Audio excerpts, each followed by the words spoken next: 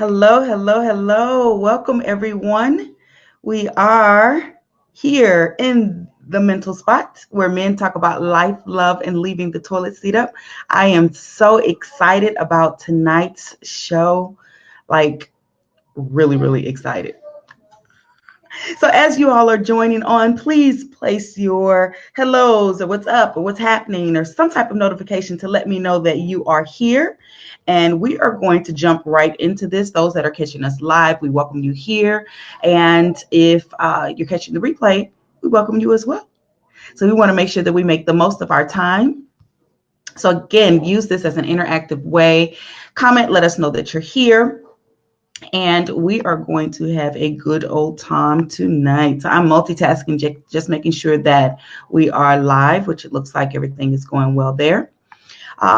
So a couple house rules. Number one, take what you need, leave the rest. I always like to say that. We're having an open conversation here with my special guest for this evening, and want you to share, please, if you would be so kind to share with your followers and let them know that we are inside the mental spot, again, where men talk about life, love, and leaving the toilet seat up. I am Coach Shaquan, your host, and for those that do not know me, please allow me to introduce myself. My name is Hove. I don't know why they just came up right. I am a certified relationship coach. I study how people communicate, connect, and behave in personal and professional relationships. My company is called PRT Coaching Services. We are a life and relationship expert firm focused on self-awareness strategies and mindset tools to help men and women be the leaders of the life that they choose to live.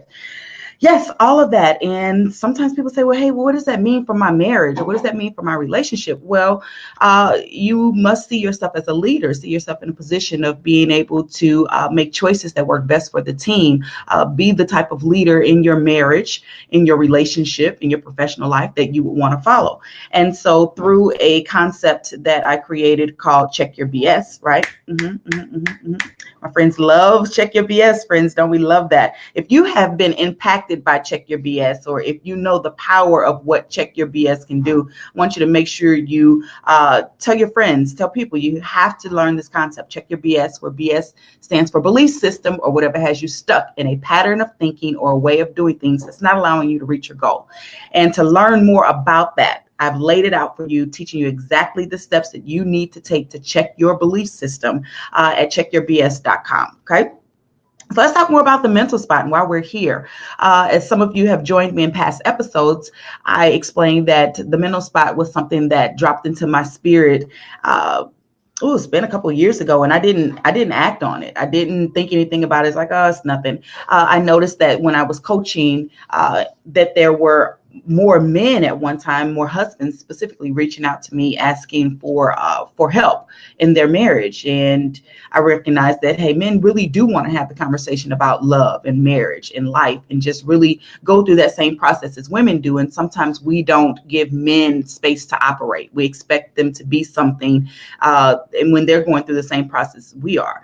And so I wanted to create a space for men to be able to have that type of open conversation. And I have been so very blessed and fortunate to have men who are husbands and fathers, business owners, and just really, really good guys to express and really to share some of their experience and their knowledge. So today is no different.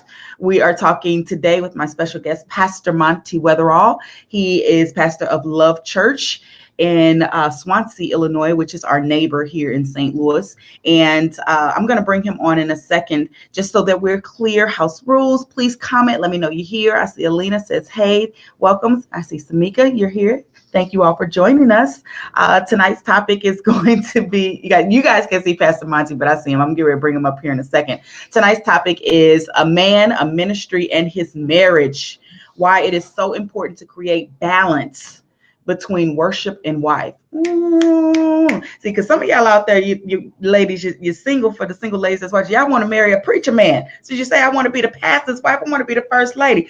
Well, I have someone here from a pastor from a man's perspective that's going to tell you that it's not always that easy to balance. And he's going to share some tips on how he can make that happen. So without further ado, Is that what they say? Please, you all, help me welcome Mr. Not Mr. He's Pastor. He's earned that. Pastor. How are you, Queen? I'm well. How are you? I'm doing terrific. Thanks so much for having me on tonight. You're welcome. I'm so excited.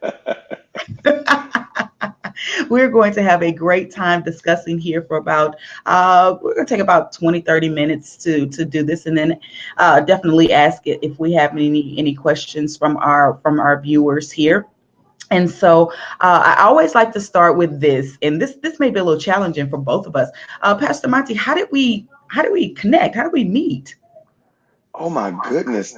I don't even remember. Was it Facebook? It was. It was. So this is the thing about me. And if anyone knows, if you were the one that connected me with Pastor Monty, please let me know. I just remember someone saying, "Hey, you need to check out Monty Weatherall. Like, he's a really good guy. He has a past. He's a pastor. He has a church over in Swansea, and you guys kind of talk on the same. Uh, just you really minister to people the same way. You have a Absolutely. similar style." And I was super super nervous, and I remember friending you, and you were doing a live post one time, and I came on, and you were like, "Hey, Coach Shaquan." And he was like, I'm like, "Oh my God, you know me?" And so I got the courage to reach out and ask if we could connect. And you were so gracious to share your time with me. And we both shared some very intimate details about the journey and where we were. And it's just been a connection ever since. So I appreciate you, Pastor Monty, for being here today. It is an absolute delight. Thank you so much for having me. I'm looking forward to this great conversation. I've been telling you all week that you and I we work so well together. We have a lot of the same philosophies, and as you said, when I discovered your page and I saw that everything you were teaching, I was kind of on the same wavelength and the same plane. I was like, this is going to make for a great working relationship, and it Yes. has been phenomenal. It has been. It has been. While it's fresh on my mind, I want you all to make a note to follow the hashtag Relationship Monday. If you have not listened to Pastor Monty during Relationship Monday, OMG, like, he is phenomenal. The topics are just off the charts great. He's having up to 6 to 10,000 viewers watching these Relationship Monday episodes. So make a note to yourself to go out there and check those. Okay. So we have some love for you here, Pastor Monty. Jennifer Wren says the Metro East loves Pastor Monty. You see that? Oh Shouting you wow, out. Yes. wow, that's so humbling. It is, it is, it is. All right. So please, Pastor Monty, one of the questions again that I always like to ask my guests is, how did you get here? How did you get to be Pastor Monty Weatherall? Well, for me, as far back as I can remember, I always wanted to be a preacher. Between that and a stand-up comedian, and God had other plans. I so I tell my congregation at Love Church every week that I take it out on them. So every sermon is going to have a 2 minute bit, some type of stand-up bit. That was the compromise that God and I Yes. made. But I started preaching at about 16 years old. I started pastoring at 24.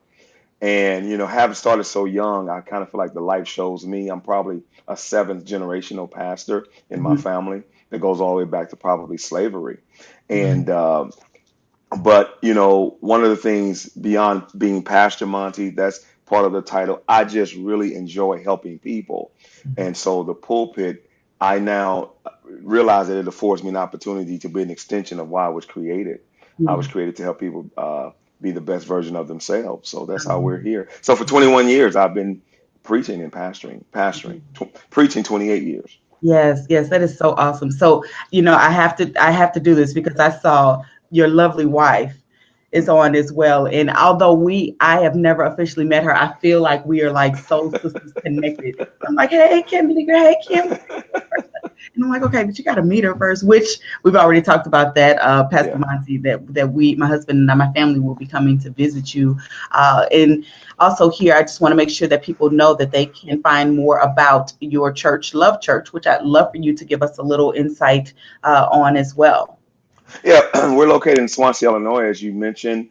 We're about, if you're familiar with the St. Clair Square Mall, we're Mhm. about 4 miles south of the St. Clair Square Mall. Saturday services from 5:30 to 7 because we know that you guys are super busy. And then Sunday morning service is at 10 o'clock. church of all peoples. You come as you are, you'll be loved. If you want to dress up, that's fine. You want to dress down, that's fine. We just say just dress, put on some clothes, and Yes, come please. on. Please and thank you. But we're just gonna love you and just and make the word and make everything plain. And we take all the mysticism out of church and just really come down your street where you live. Yeah, I love it. I love it. So you guys can find out more at lovechurchstl.com. And you all also live stream. Is that correct? Absolutely, every Sunday at 10 o'clock. Yes, yes, yes. Love it, love it, love it, love it, love it.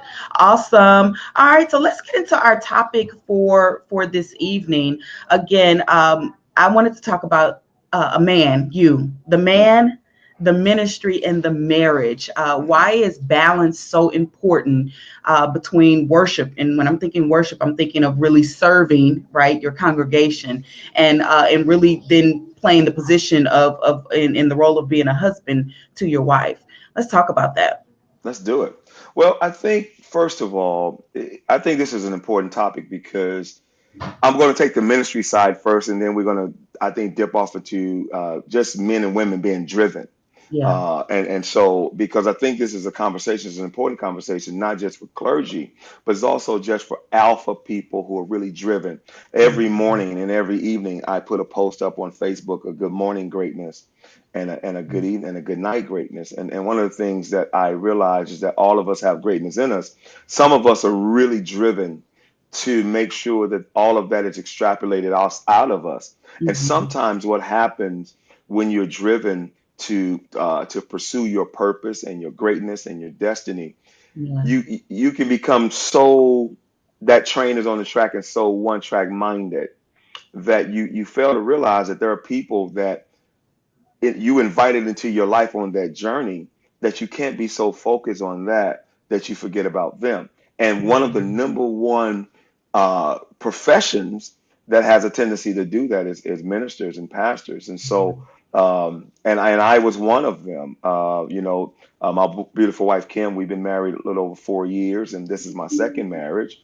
Okay. And I remember my first marriage, my first wife and I were so driven with ministry that we became what I call roommate. We contracted what I call roommate itis, right? We just Mhm. became glorified roommates and business partners because the ministry, it didn't have balance. It was always the people, always the church, always the ministry. And I was just determined this time to get it right and to Mhm. say, hey, I want to make sure that I keep that balance. And then I know we'll talk about this a little later, but the people that's on this ride with you to destiny and the greatness and to for ministers to build this wonderful ministry that God said he would build. We get so busy trying to build it ourselves. Yeah. Yeah. Yeah. But to serve God's people that I just want to make sure that in my neck of the woods that I didn't neglect those that are on the ride with me.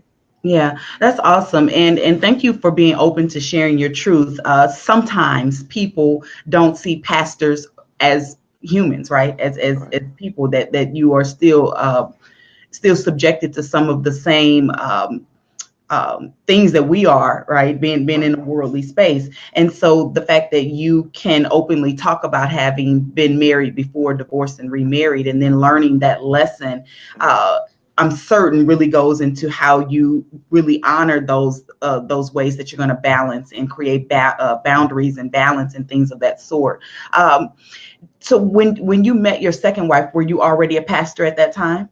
Absolutely, Okay. absolutely. Again, I've been pastoring 21 years, Mhm. and so when I was at rock bottom, I'll tell you a story.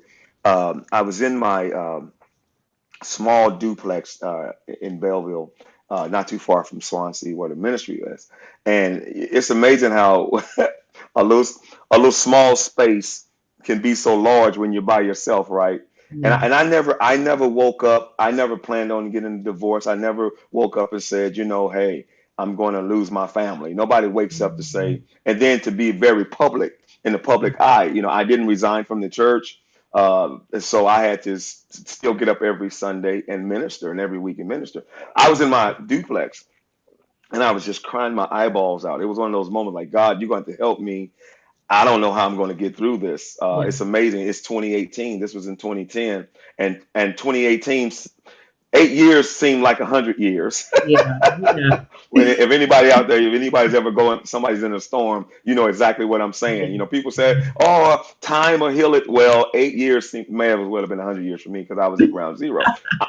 I'm crying my eyeballs out, Coach, and I tell you, I heard God say to me, "What are you going to learn?" Because anytime a relationship disintegrates and it dissolves, it takes two, and people don't want to always admit that, right? Yeah. What are you going to learn? Because if the Spirit spoke to me and said, because if you don't learn anything, then all of this would have been for naught. Yeah. And so it was in that moment with swollen eyeballs that I began to pick the pieces back up and look at myself. And one of the things I realized, I was so guilty. I mean, there were times I remember one night, and I didn't even think about this until the marriage was over, that our cleaning crew came in the church at about 4 in the morning to get it ready for our Yeah. 9 o'clock service. I was still there. Wow. I was still there. And they're like, "Pastor, what are you here? What are you doing here?" I'm like, I'm getting ready for Sunday. And of course, they reverenced the office. They didn't want to ask the follow-up question, "Why aren't you home?" Yeah. But that was just symptomatic of a bigger issue, Yeah. that ministry had become so consuming, and not just for me, for the both of us. And Yeah. so it was in that rock bottom moment that I wanted to learn these necessary lessons, because I knew I would love again, and my heart would start to, the Good. blood of love would start to flow through my heart again. I wanted to make sure that I learned the necessary lessons along the way. Yeah. That's deep. That's deep. That's deep. Thank you all for joining us. If you're just tuning in, we're inside the mental spot where men talk about life, love, and leaving the toilet seat up. I am your host, Coach Shaquan, and my guest today is Pastor Monty Weatherall. This conversation is about to get real good and deep. So what I am asking of you all is to please share with your followers. Let them know that we are about to talk to someone who is being very transparent about his position as a pastor and his position as a husband, and talk about what it means to balance. One thing, Pastor Monty, that you just mentioned was, again, we're talking about that word ministry. That's where we're starting at right now. Oftentimes, we don't see our position of help and service if we're not in the church as ministry. So the same thing that you're saying, where you recognize you were so in deep into the ministry that you hadn't really balanced your home life. Entrepreneurs in general, or anyone who is in a career position that's very demanding, we must remember that we're still in ministry as well. And so these lessons aren't necessarily just for anyone, just to say if you're in the church or in a position of service within the church. If you have a business, if you're doing any service of any kind, it's a ministry. And so it's important to listen to what we're getting ready to talk right here, because this is going to be in different areas of your life, not just because we're talking to a pastor. Would you agree? I totally agree. And that's in fact, you could call me what you call me Monty, so because I want them to really hear this, right? I couldn't have said it better. This is not just limited to a member of clergy. Let's take ministry out off of it, because here's what I know. Had I been a CEO or a director of an organization, I still would have been just as driven. Oh, yeah. And even some of the demons that caused me to become a workaholic and a ministryaholic would have translated over if I was a CEO of a company or a director of an organization, right? Because Yeah. here's the thing. One thing I know about workaholics, many of us, those of us, and especially, let's get to the subject, those of us who have an issue with balance, a Mm-hmm. lot of that is fear driven. There's Ooh. something that's chasing us. Some belief system. Check your BS. Using your pun, there's something in our BS that we have bought into, that's fear driven. And Yes. so if I don't work hard, if I don't stay focused on this, I won't make it, or I won't Mm-hmm. make enough money, or I won't be significant, or I won't rise through the ranks. So this crosses the board. Let's forget about ministry. Let's just talk about life, because I know I would have been this way as CEO Monty Weatherall, or director of an organization Monty Weatherall. Yes, yes, amen. I agree with that. And so that we are clear and that we are ministering and talking to everyone that needs to hear the message. Yeah. When somebody say, "Oh, That it was good, but they not talking about me because I'm not. No, this might be for you. Okay. Absolutely. Absolutely.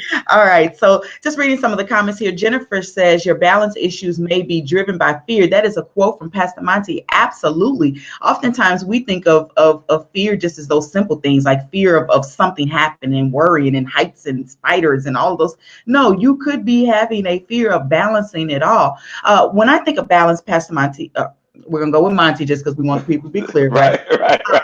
But when I think of balance, I think if I always give my clients the example of being on a balance beam, right? Hmm. And so if you really think about it, it's not always likely that you and the other person in the beam will be just very right. Everybody won't be equal. There has to be ebbs and flows that kind of happen in there. The question is how do you not allow it to just completely, I don't know if you can see my balance being I right, s but it to completely, do that so that your work outside of your job or your career, your family and your spouse, they aren't left down below because you're so high chasing something that you mm, haven't taken the time to really again come back down so that they can meet you where you are. sure. One of the things I would say this, as you were speaking, especially, you know, s- so much work can be done prior to making these commitments with people. Mm-hmm. And I'll tell you what I mean by this. It's first of all, you have to do your homework with the person that you're inviting into this world where Yes. you're so driven. You have to make sure, first of all, and we're not getting to the points yet, but here's a good one, that the person that you invite into your world, the one that you want to marry, husband or wife, that they understand your drive, Yes. right? Before we get to the other things. Because if you're with someone, for instance, who says, I was married to, my parents were business people, and I don't want to have anything to do with that, then you got to make sure you don't invite that person to your world. Mm-hmm. Kim understood. She comes from a family of entrepreneurship. Both of her parents own business, Yes. right? So she understood that this wasn't going to be a 40-hour work week for me. All right. Mm-hmm. And so that's very important. That's the foundation you got to lay when you're inviting uh, spouses into your world. Let's just start with the spouse first. That way I can work, for instance, last night and don't have to feel guilty Yeah. about the hours that I put in Yeah. because this is someone who understands. Now, Kim does not compromise Christmas. She doesn't compromise the big holidays. She won't compromise that. I don't care what's going on. But Yeah. that's the first piece. You have to have someone in your life that understands that. Then we can get on to the other parts a little later here in the Yeah. conversation.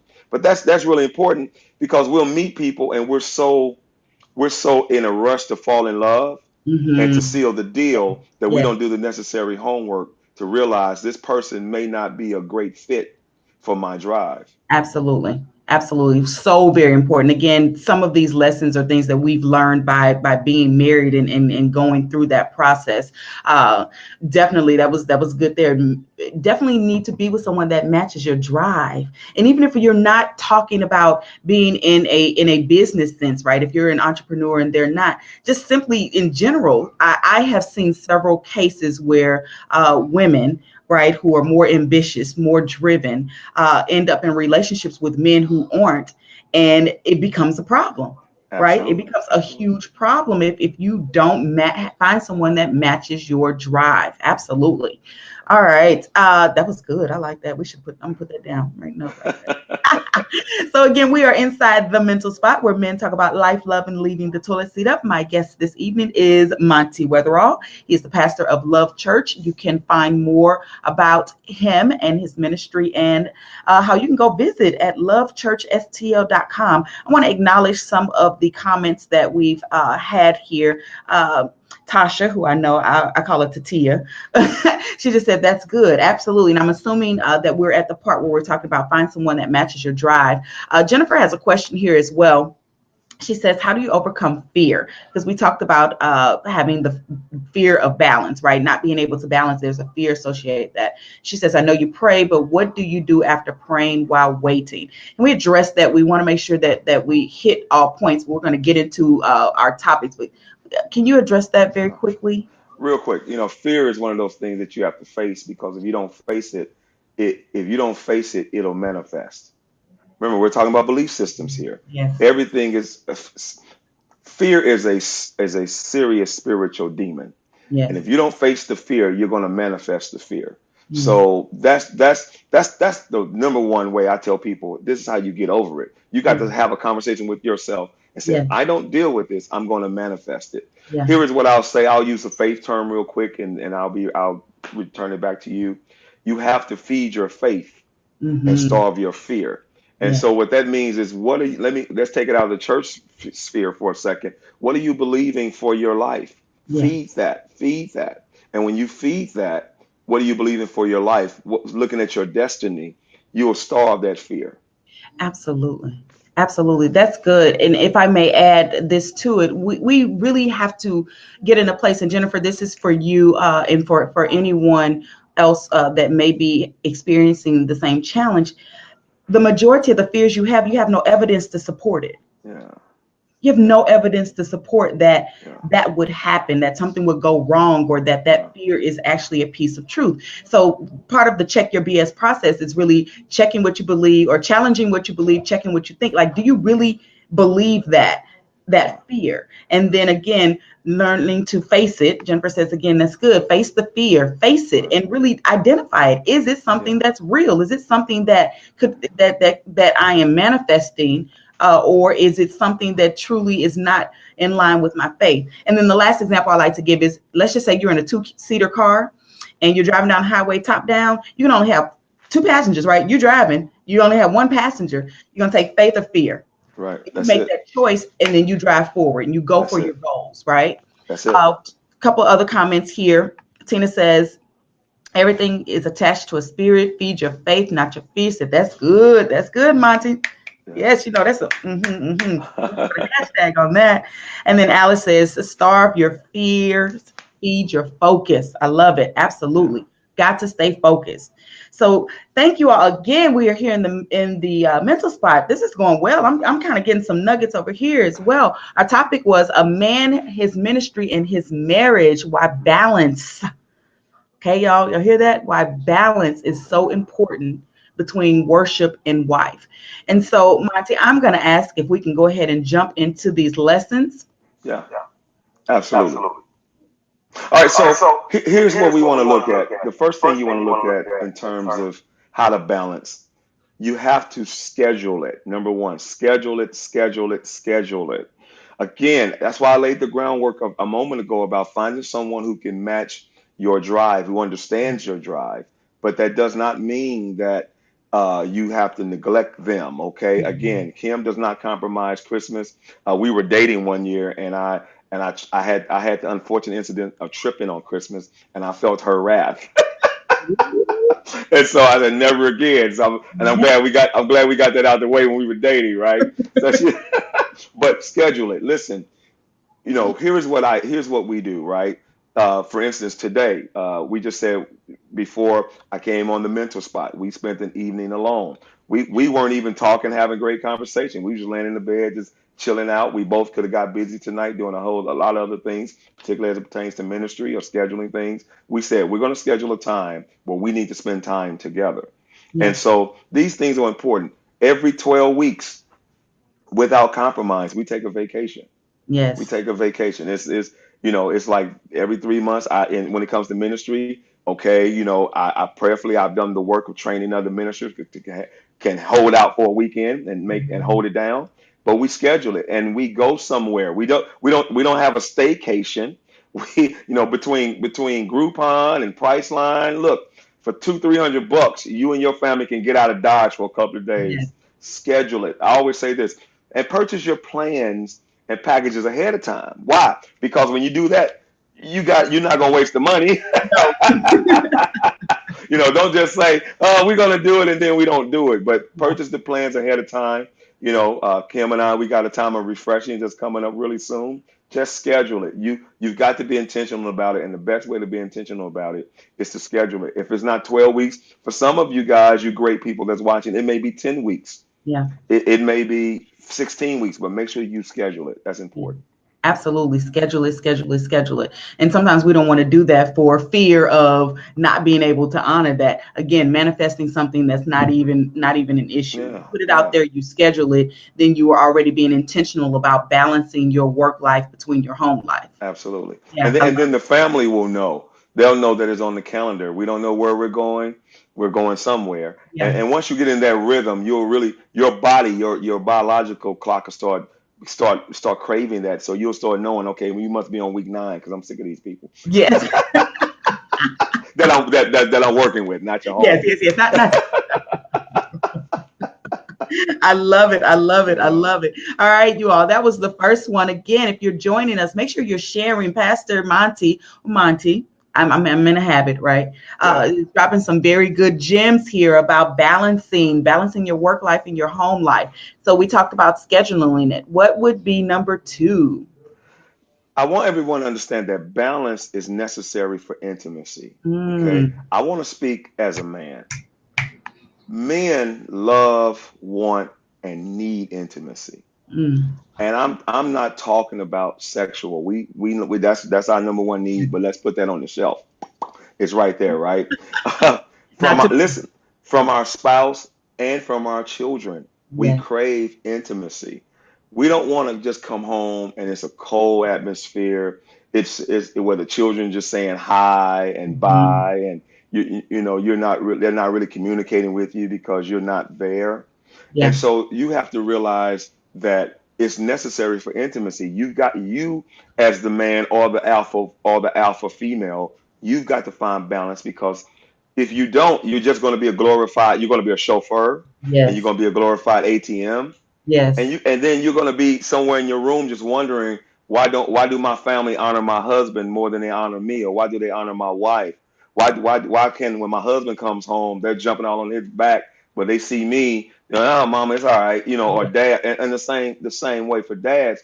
It's because you are guilty of not controlling the balance. yes, This is something that you have to demand because again, the balance benefits you. You know you crave intimacy. yeah, And could it be because the scales have been tilted for an extended period of time without mhm, hopes of being balanced that it has really affected the intimacy? I crave intimacy. I yeah, just don't want to hide and buy. I'm a passionate guy. I'm passionate in my relationships. I love to talk and I crave that. And so yeah. I know that this whole work-life balance has to work for me to get the intimacy that I desire. I love it. Oh, I'm loving. So yeah, I'm creating visuals off of things that you're saying. And please, I see the comments are coming in. If this is hitting home, if it's making if you're taking any nuggets away, please make sure you're commenting and again sharing. I see a lot of shares out there, so I really appreciate that. One thing you said about intimacy, I always talk about breaking the word intimacy down into me, I see, right? Hmm. And so I'm visualizing if you are not balancing things, and again, talking about the seesaw, if you've left your home life and your spouse and your children and your family on the lower end, they can't see you, they cannot be into you. And so that's where that connection gets lost. And if you crave that intimacy, they can't see you, so they are not being intimate with you. Now we have an emotional disconnection and we begin to feed and get that intimacy from other places. And now you've allowed distractions to come in and disrupt your family and your marriage. Absolutely. Yeah, balance is necessary for intimacy. Y'all see that? Yeah. You better listen. Yeah. Yeah. I love it. I love it. And so, what would be our third one? Look at the finish line. Think about the finish line. What do you want your family? And see, this is for me because this is the part that I'm uniquely qualified Mm, to talk to this because at least 3 times a year I'm having the honor of holding a homegoing service for someone who's passed on mhm, to heaven. What do you want your family to say about you when you're done? mm, What do you want your family to say about you? Forget dead at your retirement.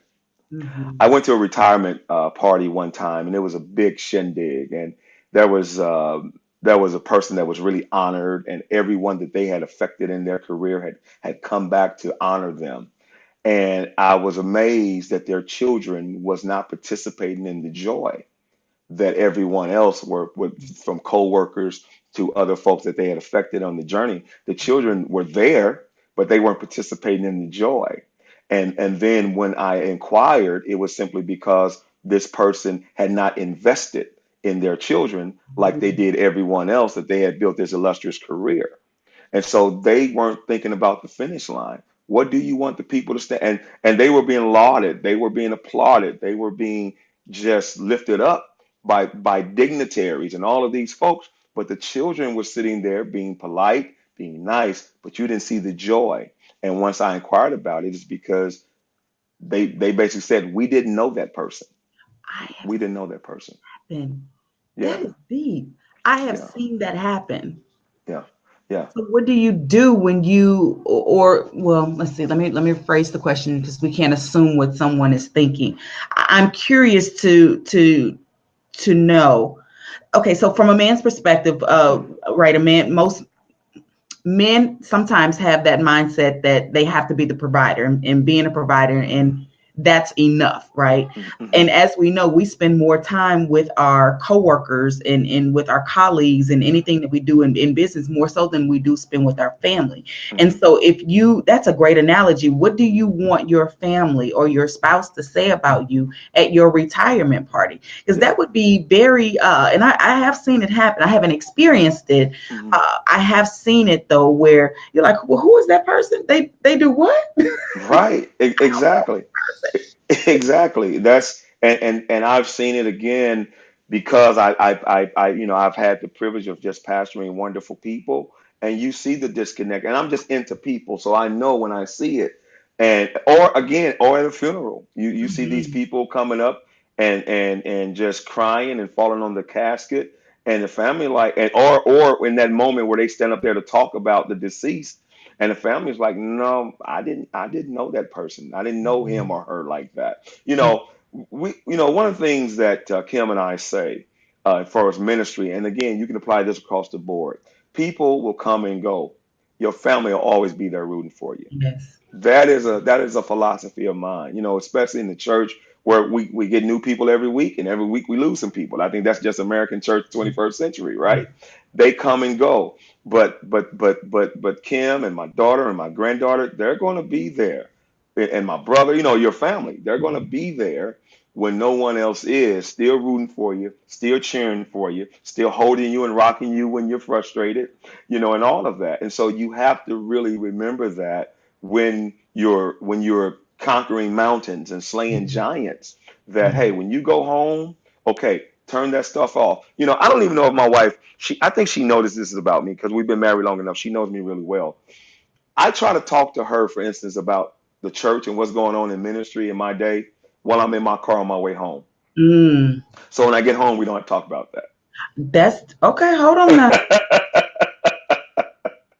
That's a strategy. Now, Yeah. speak that again, please. Yeah, I really try to talk to, and I now and Kim is a little different because her unwind time is in her car, right? Mm, But for me, I try to call her on my way home from ministry, from counseling, from a meeting. Sometimes I'll drive around Fairview Heights. This is a neighboring town, right? I'll yeah. drive around the city for like 10 or 15 extra minutes so I can get all of that out while I'm behind my dashboard and driving home so that when I get home, we can really focus on us, or if we just want to chill and watch TV, so I won't bring that stuff into our home that we have really created of peace and love and joy. That is being so extremely intentional Yeah, about what you want your outcome to be and how you want to create those boundaries and that balance between your work life and your home life. yeah, That's good. yeah. I got some stuff I need to talk to her about right now, but and when I'm gonna talk to her about it tomorrow in the car, she's gonna be like, "Why you talking to me about that last night?" Because that wasn't for that. I'm gonna get in the car tomorrow and talk to her about it.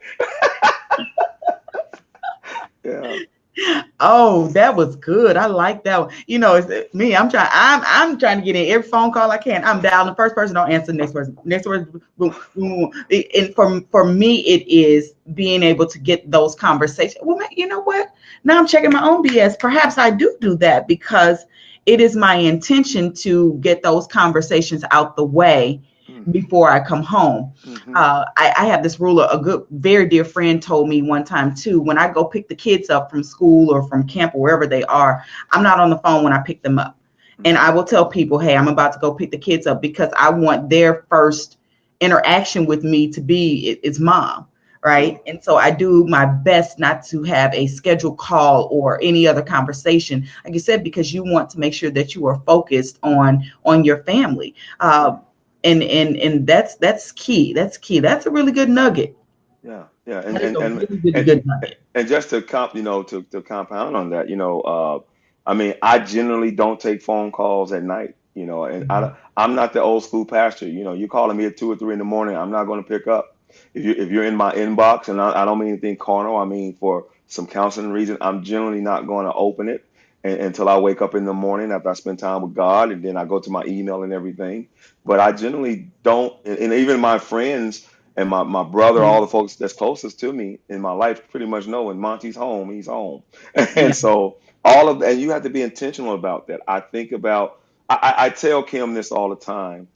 When I'm up there preaching, for me, she's the number one person that I want to say amen Mhm. from a genuine place.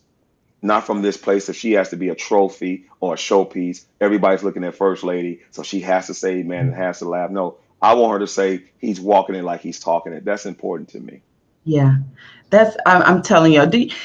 When you tell me that there are not men out there that are serious about their wives and respecting their wives and playing their role as a husband, I encourage you to surround yourself with people who are truly involved in doing and walking the talk. So often I hear that people say, I don't know a lot of married couples and I don't have a lot of examples. They're really not that difficult to find. No, they're It not. depends on if you are open enough to admit or to be vulnerable and say, hey, I'm having struggles. I don't have any examples around me. How can I learn from you? How can I mentor from you to learn how to balance between my work life and my home life? And how can I balance being a better husband than I am a coworker or a manager or whatever your roles are in that?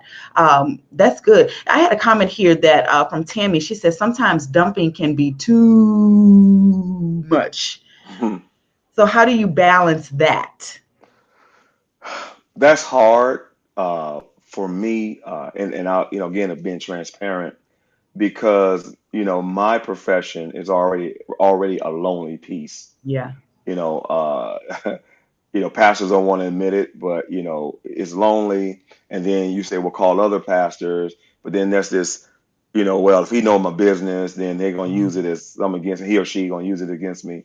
And so I think it's not what you say, it's how you say it. Mhm. And for me, I, I sometimes I have to dump. I Yeah. just have to because of the nature of my position, and maybe I have to watch that. I think there's an inner ticker in me, and even in Kim, when we both know, okay, that's a little too much. You Yeah. just have to know. I mean, you have that inner voice that says, okay, sometimes we'll say one more thing, okay, then we'll get off of it.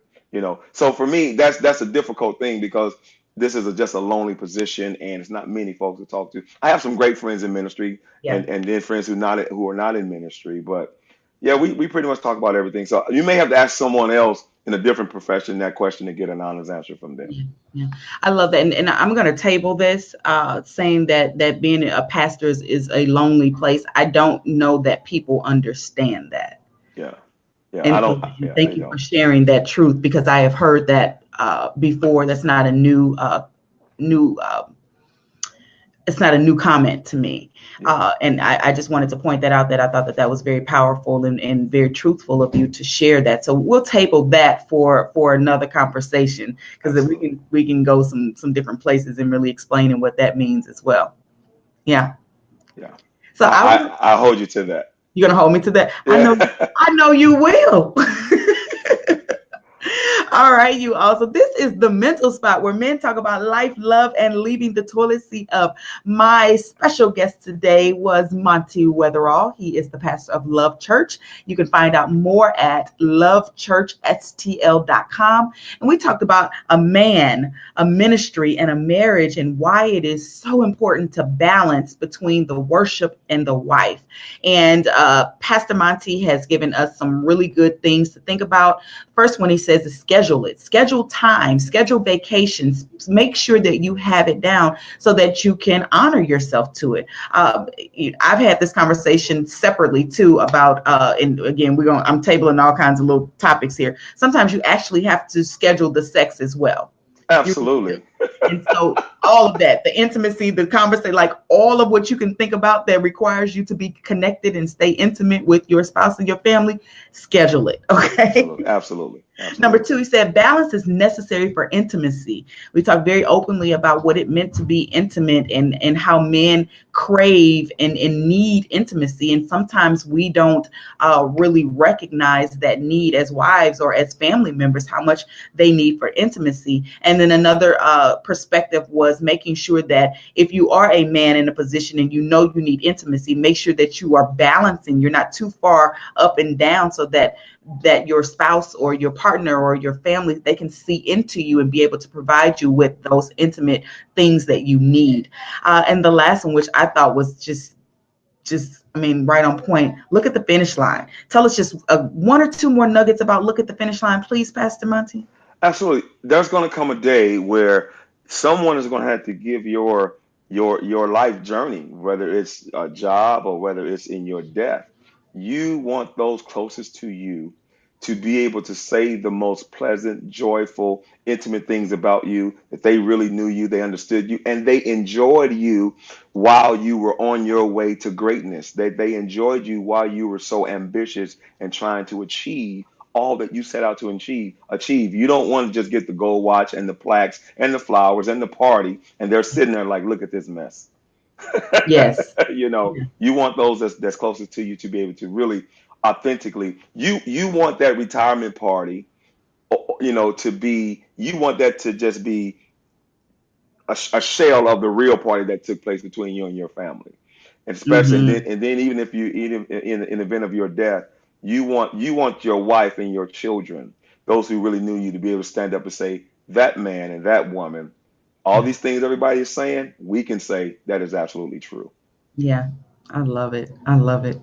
Oh, wait. All right, y'all. Make sure you are following Monty. Thank you so much. Make sure you're following Monty on Mondays. He does Relationship Monday. I mean, it is like, it's a great show. Like, very well put together. Topics are on point. Guests are experts or have a great sense of knowledge. And we're not doing just little, surface level things. His things, we get to the core, like, okay, topics that you may not find in your local Bible study, but right here, he is talking about it. And again, if you want to find out more, stream live if you're not in the area, or please drive, take a visit, lovechurchstl.com. They will welcome you with open arms. They better. They better. Yeah, they better. Oh, wow. Thank you so much again, Pastor Monty, for being here inside the Mental Spot. I'm definitely looking forward to having you back. I would love to come back. Amen. This is great. Amen. Thank you. This is great. So I'm going to take you down for a second here. All right, you all, this has been a great topic. I, again, was so very excited when Monty agreed to be my guest and have this conversation. So it looks like you all have had some great takeaways, some things that you can use. Again, I want to encourage you, if you found something that was valuable to you, something that you think could be used for someone else, please share this broadcast, please. Again, I'm seeing a lot of comments out here. Thank you, Laura, for staying with us. Thank you all so much for being here. I see we talked about enjoyed this. It was definitely reality talk. We are talking about some really good things. If you're just joining us, please make sure that you catch us on the live replay. we did some good talk here. I want to encourage anyone out there, if you are married or in a relationship, I have a quiz. Excuse me. I have a quiz here that I want you to go check out. It is called "What's Your Marriage Mindset?" Like, what does your marriage really think about, or what does your mind really think about your marriage? It's a free quiz. You're going to get instant results. So go to CoachShaquan.com/mindset quiz and take your quiz. Find out what your mind really thinks about marriage. And you'll also gain some other tips and tools and strategies that I'll be sharing with you in order to help you build better and healthier relationships. Thank you so much for all who have been here tonight. Again, we are inside the mental spot, where men talk about life, love, and leaving the toilet seat up. Thank you, thank you, thank you. And I will see you guys back here next week. All right. Take care. Bye-bye.